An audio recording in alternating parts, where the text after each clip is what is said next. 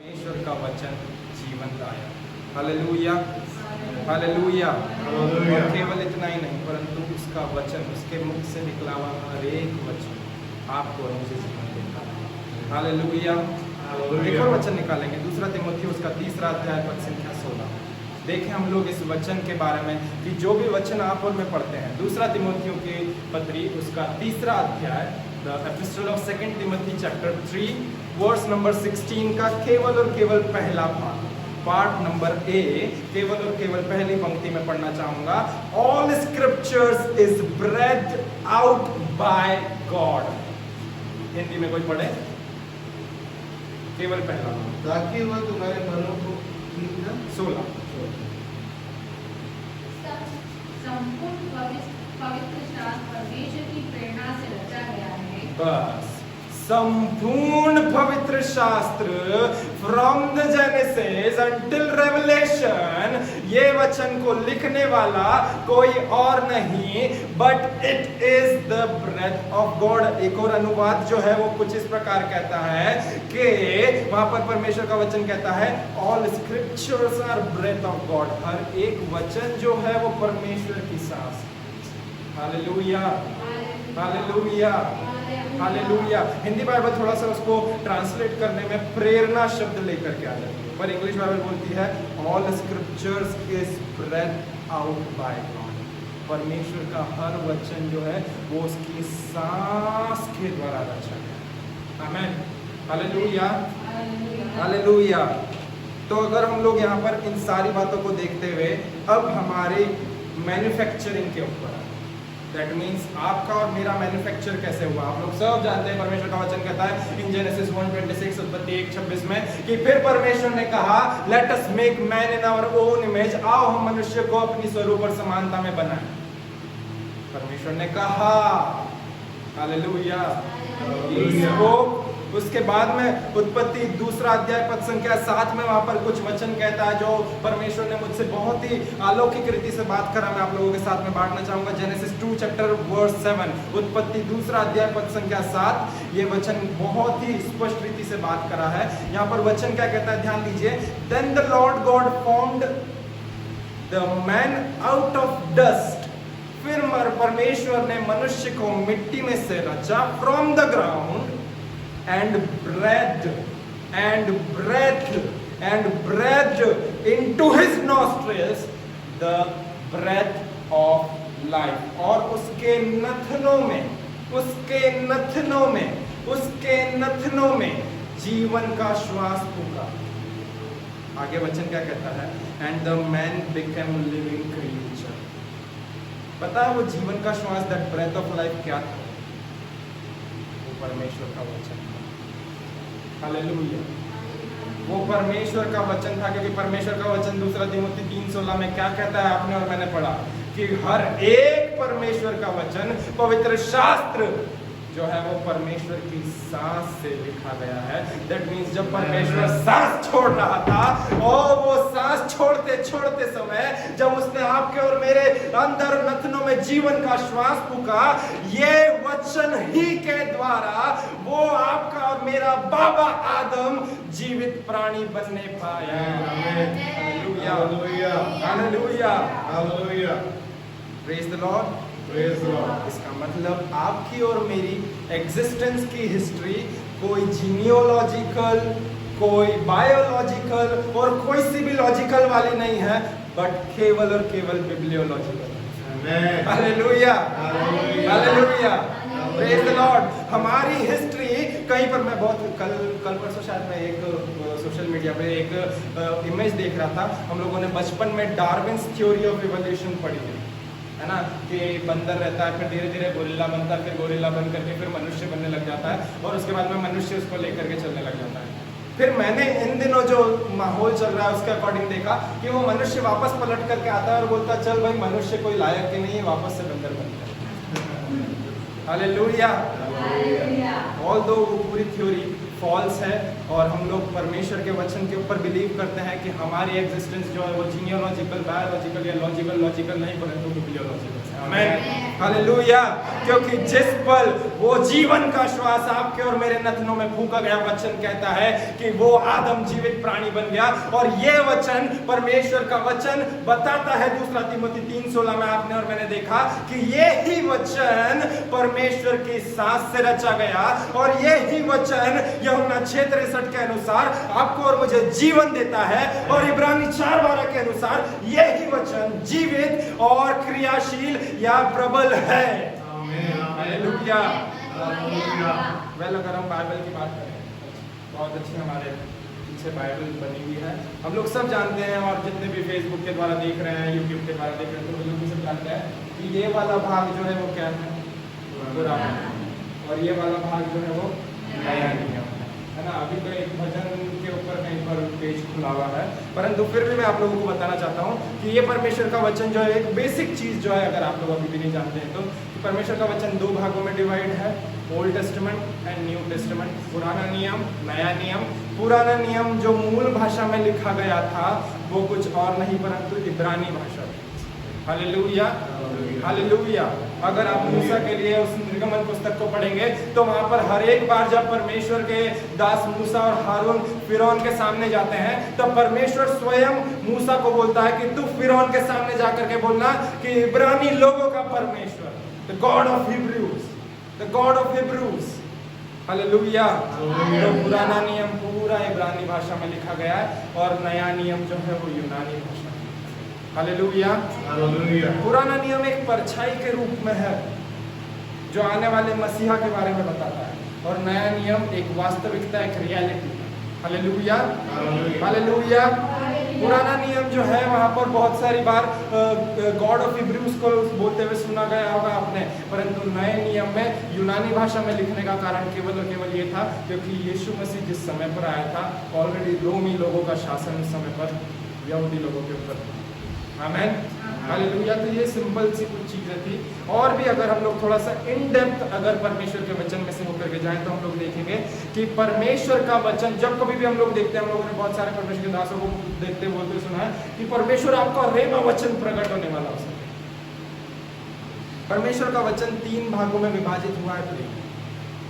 और जो ये रेमा वचन के बारे में अगर हम लोग बात कर रहे हैं कि ये रेमा क्या है, तो ये रेमा एक्चुअल में एक यूनानी टर्मिनोलॉजी है जो इस्तेमाल करी गई है परमेश्वर के बोले हुए वचन को आपके और मेरे साथ में रखने के लिए।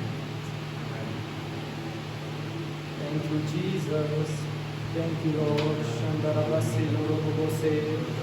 जो रेमा वचन है वो रेमा एक ग्रीक टर्म है, यूज करी गई है परमेश्वर के बोले हुए वचन को आपके और मेरे सामने रेफर करने में। और इस रेमा वचन का इस्तेमाल कहां पर हुआ हम लोग देखेंगे जल्दी से। यूहन्ना रचित सुसमाचार उसका 14 अध्याय, the gospel of John chapter 14, यूहन्ना रचित सुसमाचार उसका 14 अध्याय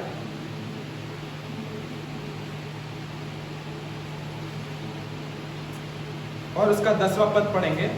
यूहन्ना 14 पद संख्या 10, वहां पे वचन कुछ इस प्रकार कहता है, do you not believe that I am in the father and father is in me. क्या तुम इस बात की प्रतीति नहीं करते कि पिता मुझ में और मैं पिता में मैं हूं। The words that I say to you, the words that I say to you, the words that I say to you, जो वचन मैं तुमसे कहता हूं। यहाँ पर यीशु मसीह कुछ वचनों को कहने के बारे में रेफर कर रहे हैं, और जब वहां पर कहने का रेफरेंस आ रहा है उस कहे हुए वचन को, उस परमेश्वर के कहे हुए वचन को प्रियो रेमा वचन कहा जाता है। रेमा का एक्चुअल मीनिंग ये है, the spoken word of God. Hallelujah, hallelujah.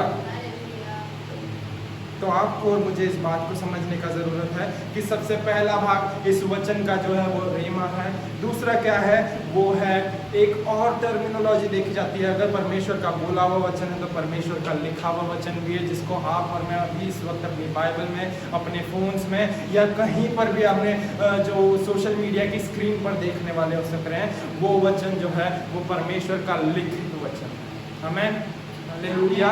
और उस वचन को जो ग्रीक भाषा में एक टर्म यूज करी गई है वो कुछ और नहीं परंतु लोगोस है, LOGOS, जिसका अर्थ कुछ और नहीं होता परंतु होता है रिटर्न वर्ड ऑफ गॉड। कि ये परमेश्वर का वचन लिखा गया है, ऐसा लिखा हुआ है। वहां पर जब यीशु मसीह बोल रहे थे कि जो वचन मैं तुमसे कहता हूं, वो वहां पर रेमा वचन की बात कर रहे थे। दैट मीन्स जो भी वचन यीशु मसीह अपने मुख से कह रहे थे, जो भी वचन परमेश्वर ने पुराने नियम में अपने दासों के मुख से कहे हैं, वो रेमा वचन थे। परंतु जब वो वचन लिखित में आए, तब वो वचन लोगोस में परिवर्तित हो। आमीन। जो आप और मैं बाइबल पढ़ते हैं वो लोगोस है, और जो वो आप और मैं बाइबल का प्रचार करते हैं वो रेमा है। समझ पा रहे हैं इस बात को? हालेलुया। देखेंगे एक और वचन जो इस बात की साक्षी करता है। मत्ती रचित सुसमाचार उसका 4 अध्याय पद संख्या 4 वापस से देखेंगे हम लोग उसका पहला भाग। वहां पर यीशु मसीह शत्रु को उत्तर देते हुए कहते हैं, और उसने उससे कहा लिखा है, और उसने उससे कहा लिखा है, और उसने उससे कहा लिखा है। यीशु मसीह स्वयं उस लोगोस वचन को अपने बचाव के लिए शत्रु से इस्तेमाल कर रहे हैं। Hallelujah, hallelujah, hallelujah. और एक और भाग होता है, वो है जीवित प्रकटीकरण, जिसके बारे में हम लोग आगे देखेंगे। फिलहाल हम लोग आगे बढ़ेंगे। अभी तक हमने 2 चीज देखी, वचन क्यों महत्वपूर्ण है, वचन क्या है। तीसरे में हम लोग आएंगे कि वचन का उद्देश्य क्या है। What is the purpose of word. इस वचन का असल में उद्देश्य क्या है। और मैं कोई और नए स्क्रिप्चर्स आपके साथ में, वचन आप लोगों के साथ में नहीं लेके आ रहा हूं, परंतु वापस से हमारी कहानी वापस से घूम फिर के आ जाएगी 2 तिमोथी उसके 3 अध्याय पद संख्या 16 और 17 पे। The book of 2 Timothy, the epistle of 2 Timothy chapter 3 verse number 16 and 17, उसका वचन 16 और 17। कोई भी हिंदी में पहले जोर से पढ़ दे। 16 और 17। पवित्र शास्त्र परमेश्वर की प्रेरणा से रचा गया है। संपूर्ण पवित्र शास्त्र परमेश्वर की प्रेरणा से, परमेश्वर की श्वास से रचा गया है। अब अपने आजू बाजू वाले से, अपने घर में बैठे हुए भी आजू बाजू वाले से बोले कि भैया क्यों रचा है, क्यों रखा है? पर पवित्र शास्त्र, मेरे पीछे बोलिए, पवित्र शास्त्र परमेश्वर की श्वास से परमेश्वर की श्वास किस से उद्देश्य के लिए रचा गया है। किस उद्देश्य के लिए रचा इसका गया है? उत्तर आपको आगे देखने को मिलेगा। वचन क्या कहता है, देखेंगे। और उपदेश और समझाने और सुधारने और धर्म की शिक्षा के लिए लाभदायक है। और वो वचन का उद्देश्य क्या है, ताकि उपदेश के लिए और समझाने के लिए और धर्म की शिक्षा के लिए और सब बातों में करेक्शन करने के लिए ये परमेश्वर का वचन लाभदायक है। 17वां पद, ताकि परमेश्वर का जन सिद्ध बने, ताकि परमेश्वर का जन सिद्ध बने और हर एक भले काम के लिए तत्पर हो जाए। और हर एक भले काम के लिए तत्पर हो जाए। The purpose of the word of God is nothing. मैं इसको आप लोगों के साथ में इंग्लिश में पढ़ के बताना चाहूंगा, वो मुझे बहुत ही ज्यादा छुआ है। ऑल स्क्रिप्चर्स, सुनिए इसको ध्यान से, all scriptures is breath out by God and is profitable. ये वचन लाभदायक है। कभी भी ये वचन आपके और मेरे जीवन में नुकसान नहीं करेगा। उसके बाद में प्रॉफिटेबल किस चीज के लिए, फॉर टीचिंग, सबसे पहले किसके लिए, सिखाने के लिए। उसके बाद में क्या है, फॉर करेक्शन, उसके बाद में सुधार के लिए। उसके बाद में फॉर इंस्ट्रक्शंस, जो भी निर्देश देने के लिए। फॉर राइचसनेस, धार्मिकता के लिए। फॉर रिप्रूव, वापस से आपकी कंडीशन को, बिगड़ी हुई कंडीशन को वापस पुनर्स्थापित करने के लिए। और फॉर डॉक्ट्रिन, और एक अच्छी शिक्षा के लिए। उसके बाद में 17वां पद मुझे बहुत अच्छे से बताता है। यहाँ पे वचन क्या कहता है, दैट बाय विच, यहाँ पे 17वां वचन क्या कहता है हम लोग देखेंगे, that the man of God में कंप्लीट इन है। ये सारी चीजों को करते करते करते करते परमेश्वर का जन, हिंदी बाइबल बोलती है सिद्ध हो जाए, परंतु इंग्लिश बाइबल पता है क्या बोलती है, that the man of God get complete in him. जिसका मतलब ये है कि परमेश्वर के वचन के बिना आप और मैं इनकम्प्लीट हैं। Hallelujah, hallelujah. हमने खुद ने देखा, वचन बोल रहा है, मैं ये नहीं बोल रहा हूँ, वचन खुद बोल रहा है कि जब आप करेक्शन लेते हैं, इंस्ट्रक्शन लेते हैं, राइचसनेस लेते हैं, रिप्रूफ लेते हैं, डॉक्ट्रिन के ऊपर चलते रहते हैं, जो परमेश्वर का जीवित वचन, जो परमेश्वर की श्वास से निकला हुआ है, जब आप उसको लेते जाते हैं तो उसके साथ में 17वें पद में उसका आपको रिजल्ट देखने को, उसका बाय प्रोडक्ट देखने को मिलता है कि उससे होता क्या है, that by which the man of God will be completed, which actually means that you and I R incomplete if we don't have a word of God in our life. Amen. Hallelujah.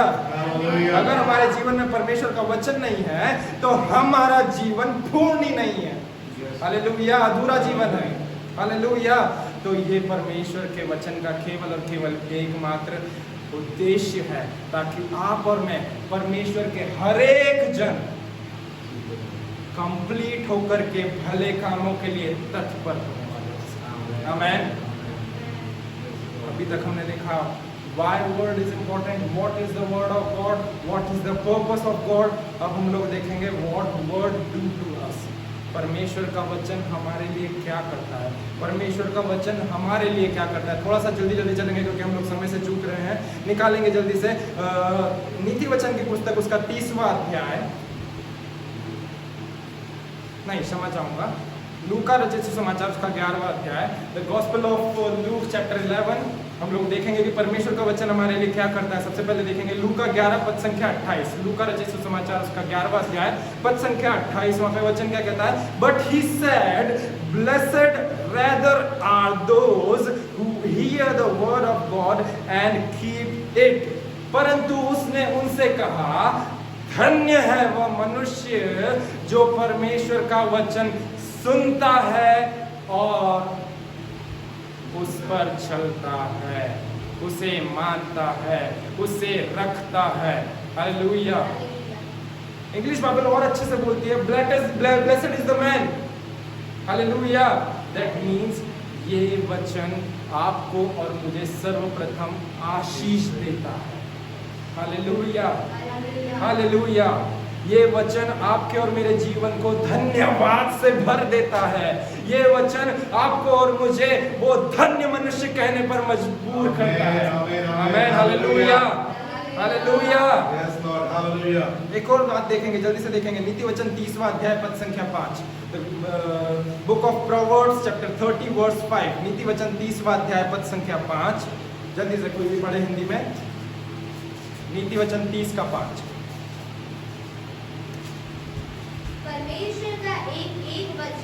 परमेश्वर का एक वचन ताया हुआ है,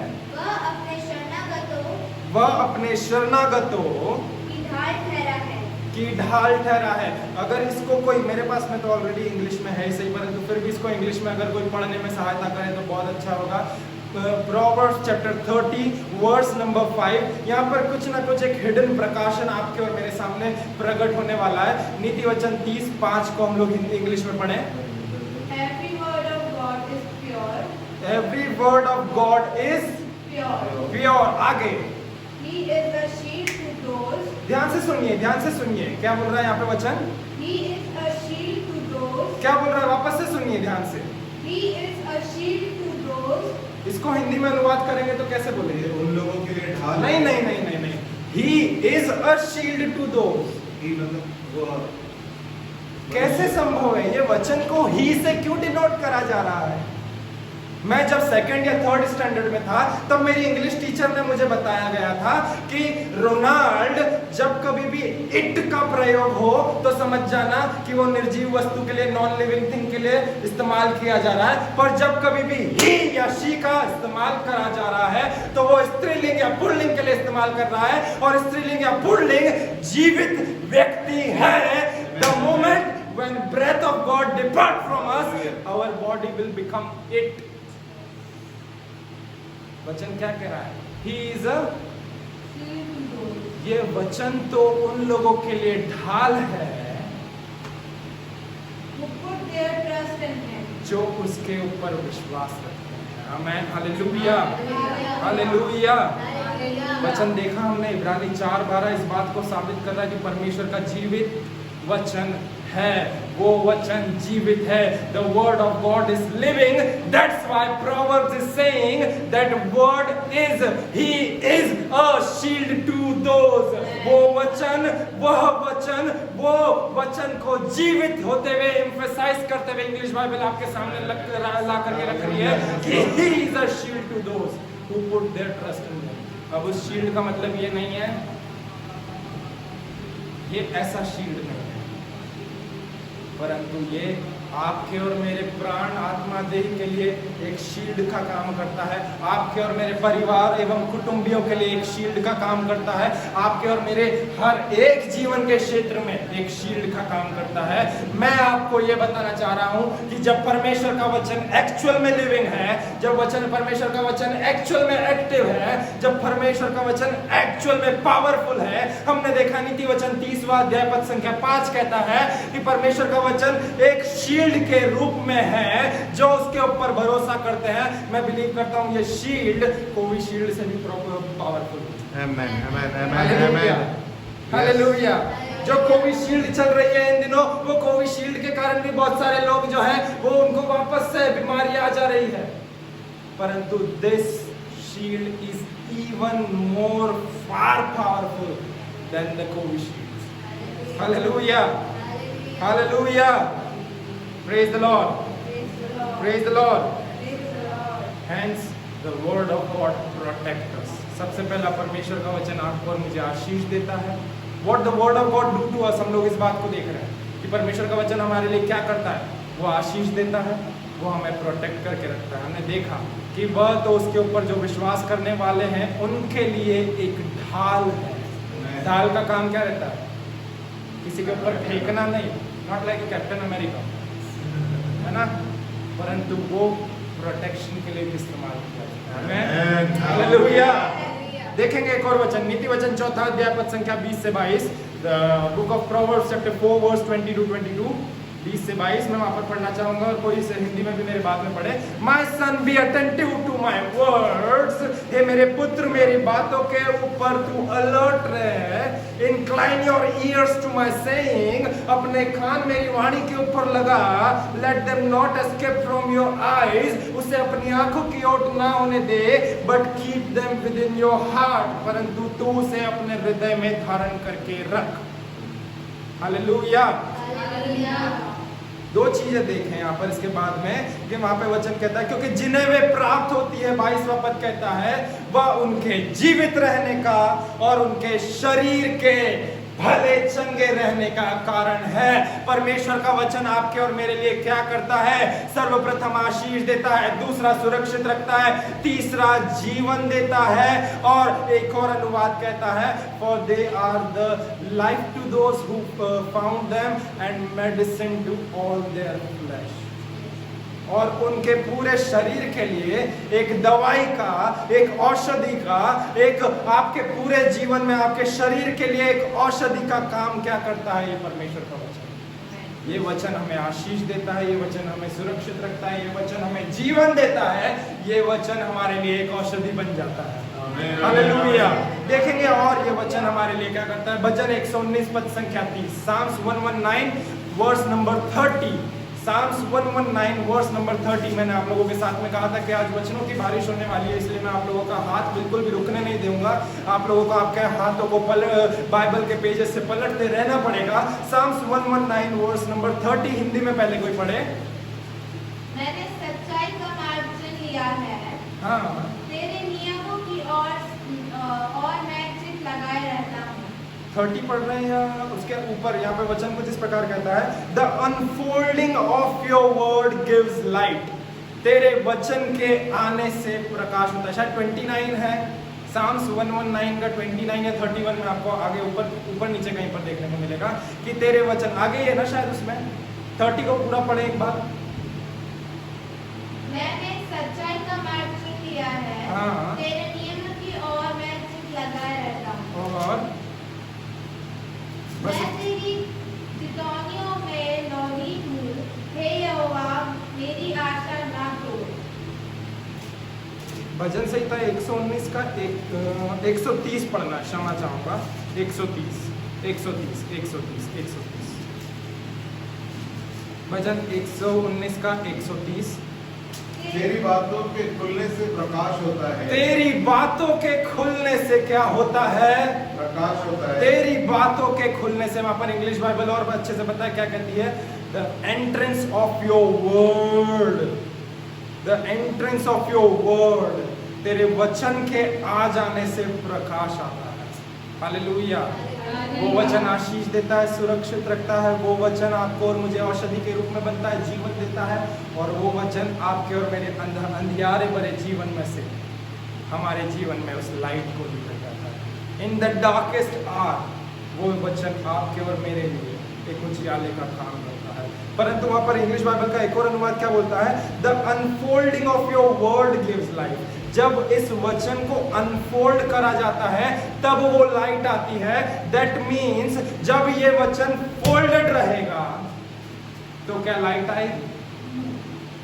इसीलिए इस वचन को फोल्ड से अनफोल्ड करते जाना है। और जब आप अनफोल्ड करने वाले हो सकेंगे तब ही आप इस वचन को क्लेम करने वाले हो सकेंगे। जो पीछे लिखा है कि तेरा वचन मेरे पांव के लिए दीपक और मार्ग के लिए उजियाला है। जब तक अनफोल्ड नहीं करेंगे तब तक बटन ही ढूंढते रह जाएंगे कि कहां पर से उसका स्विच ऑन होगा, कहां पर से उसका बटन चालू होगा कि वो लाइट देने वाला हो सके। Hallelujah, praise the Lord, praise the Lord. That means परमेश्वर का वचन सबसे पहले आशीष देता है, सुरक्षा देता है, औषधि बन जाता है, जीवन देता है। और हमारे अंधियारे भरे जीवन में उसका वचन एक लाइट के रूप में आमेन, हालेलुया।